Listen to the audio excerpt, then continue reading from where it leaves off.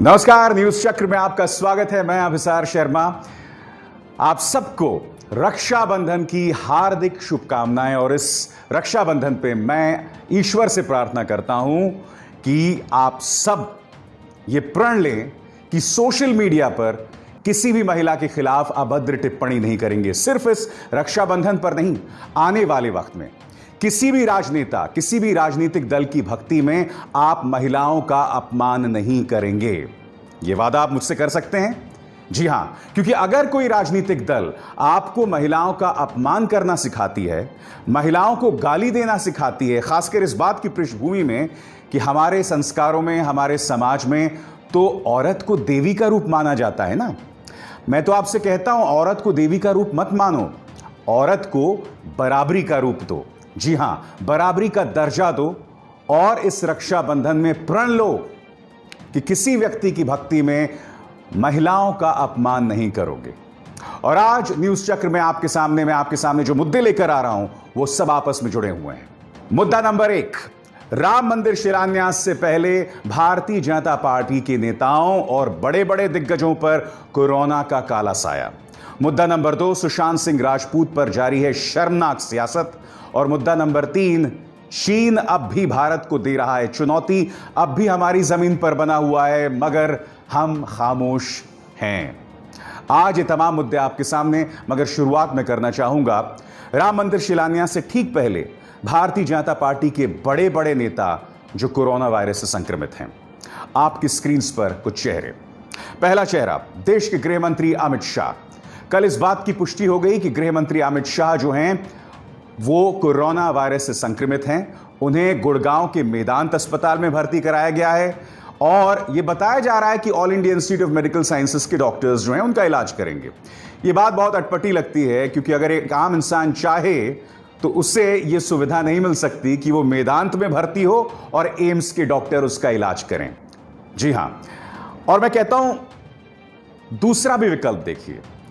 आप all India institute of medical sciences के होते हुए, सरकारी अस्पतालों के होते हुए, आप प्राइवेट अस्पतालों में खुद को दाखिल कर रहे हैं, तो ये क्या बतला रहा है? तो ये तो है अमित शाह जी। इसके अलावा कर्नाटक के सीएम बीएस येदियुरप्पा, वो भी कोरोना वायरस से संक्रमित पाए गए हैं। उन्होंने भी ट्विटर पर इस जानकारी दी। उत्तर प्रदेश बीजेपी के अध्यक्ष स्वतंत्र देव सिंह, वो भी कोरोना वायरस से संक्रमित हैं। उत्तर प्रदेश सरकार में मंत्री, जल शक्ति मंत्री महेंद्र सिंह कोरोना वायरस से संक्रमित हैं। उन्होंने भी इस बात की जानकारी दी। और सबसे दुखद बात, उत्तर प्रदेश सरकार में ये महिला मंत्री जो हैं उनका निधन हो गया। मुख्यमंत्री योगी आदित्यनाथ अयोध्या जाने वाले थे एक समारोह में, मगर इस निधन की वजह से वो नहीं जा पाए। मैं जानता हूं आपके जहन में क्या सवाल होगा। आप लोगों में से कई लोग कह रहे होंगे कि क्या इसके जरिए भगवान राम कोई संदेश देना चाहते हैं?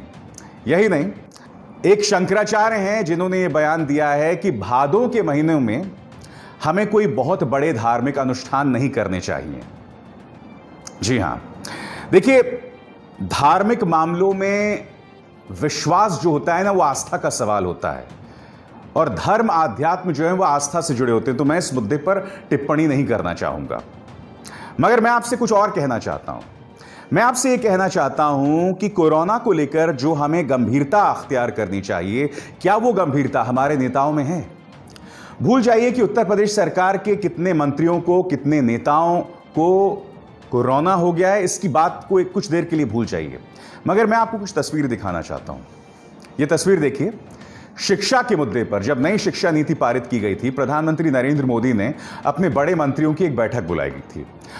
इस तस्वीर को अब मैं आपको जूम इन करके दिखाना चाहता हूं हर शख्स की तरफ। सबसे पहले प्रधानमंत्री ने बाकायदा सलीके से मास्क पहना हुआ है। देखा आपने? प्रधानमंत्री ने मास्क पहना हुआ है। अब देखिए नितिन गडकरी को। नितिन गडकरी का मास्क जो है उतरा हुआ है। अब देखिए राजनाथ सिंह को। राजनाथ सिंह का भी मास्क सिर्फ चेहरे पर है, नाक पर नहीं है। अब देखिए निर्मला सीतारमण को। निर्मला सीतारमण का पीछे से तस्वीर है, मगर समझ में आ रहा है कि निर्मला सीतारमण ने सलीके से मास्क पहना हुआ है। अब देखिए गृह मंत्री अमित शाह को, जो कोरोना वायरस से संक्रमित पाए गए हैं। उन्होंने मास्क चेहरे से उतारा हुआ है। मैं आपको एक क्यों जतलाने की कोशिश कर रहा हूं।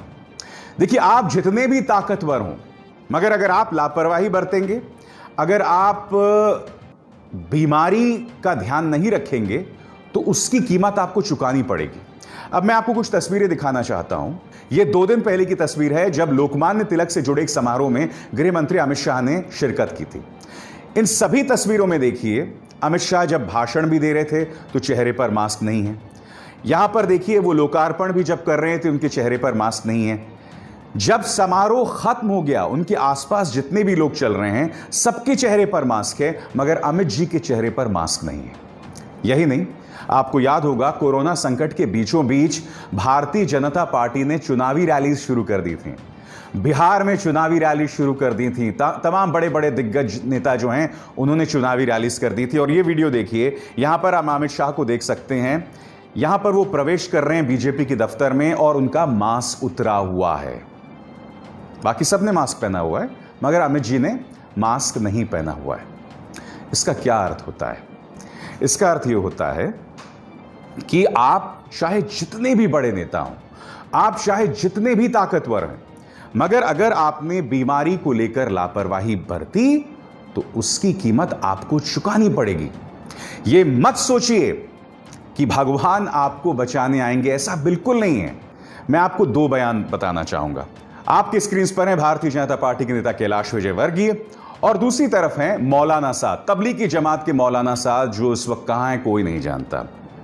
कैलाश विजयवर्गीय ने यह बयान दिया था, जो आपकी स्क्रीन पर है, कि हिंदुओं के 33 करोड़ देवी देवता हैं, हमें कोरोना संकट नहीं हो सकता, हमें कोरोना बीमारी नहीं हो सकती है। अब मौलाना साद के बयान पर गौर कीजिए, जो मैं आपको बताना चाहता हूं। एहतियात, इलाज और सुरक्षा के नाम पर शैतान इस मौके का इस्तेमाल कर रहा है ताकि हम अपने धार्मिक कर्तव्यों से दूर रहें। जब भी किसी आपदा का हमला होता है, तो शैतान जो पीड़ित होते हैं, उनसे कुछ ऐसे काम करवाता है जिसके जरिए आपने जितने भी पुण्य अर्जित किए होते हैं, वो खत्म हो जाते हैं और आपकी मुश्किलें बढ़ने लगती हैं। यह वो वक्त आ गया है जब मस्जिदों को आप लोगों से भर दें और मुस्लिम समुदाय को आमंत्रित करें ताकि वो पश्चाताप कर सकें। देखिए, इस बात पर गौर कीजिए, मौलाना साद आपसे क्या कह रहे हैं कि इस मौके पर कोरोना संकट में मस्जिदों को लोगों से भर दो। कैलाश विजयवर्गीय ने आपसे क्या कहा? हिंदुओं के 33 करोड़ देवी देवता हैं, हमें कोरोना कैसे हो सकता है? देखिए, एक कहावत है कि भगवान भी उनकी मदद करते हैं जो खुद की मदद करते हैं। अगर आप 20वें फ्लोर से छलांग लगाएंगे ना, तो नीचे गिर के आपके हड्डियों का कचूमर ही होगा। यह मत सोचिए कि अगर आप 20वें फ्लोर से छलांग लगाएंगे तो सुपरमैन की तरह उड़ना शुरू कर देंगे। ऐसा बिल्कुल नहीं होने वाला है। ऐसा सिर्फ एवेंजर्स फिल्म में होता है या सुपरमैन फिल्म में होता है, और आप फिल्म में नहीं हैं, असलियत में हैं। लिहाजा ऐसे धार्मिक प्रचारकों से, ऐसे नेताओं से बचिए, चाहे हिंदू धर्म हो या इस्लाम हो। इस तरह के मूर्खता भरी सलाह देने वाले ढेरों लोग मौजूद हैं, मगर यह आप पर है कि आप यह सलाह मान के खुद का नुकसान करेंगे या अपने परिवार का नुकसान होने से बचेंगे। गौर किया मेरी इस बात पर?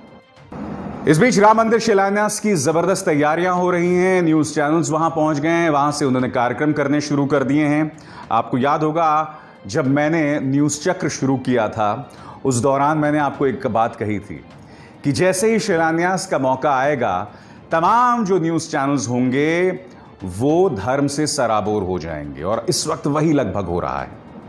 मगर इस वक्त आपको गौर करना पड़ेगा कि द्वारका शारदा पीठ के शंकराचार्य स्वामी स्वरूपानंद सरस्वती ने क्या कहा है। 5 अगस्त को अयोध्या में जहां राम मंदिर निर्माण के भूमि पूजन की तैयारियां तेज हो गई हैं, वहीं द्वारका शारदा पीठ के शंकराचार्य स्वामी स्वरूपानंद सरस्वती ने उस दिन भवन या मंदिर निर्माण के आरंभ का कोई मुहूर्त न होने का दावा किया है। शंकराचार्य ने कहा है कि देवशयन के साथ ही उस दिन भाद्रपद यानी भादो मास रहेगा, ऐसे में भूमि या भवन पूजन नहीं किया जा सकता।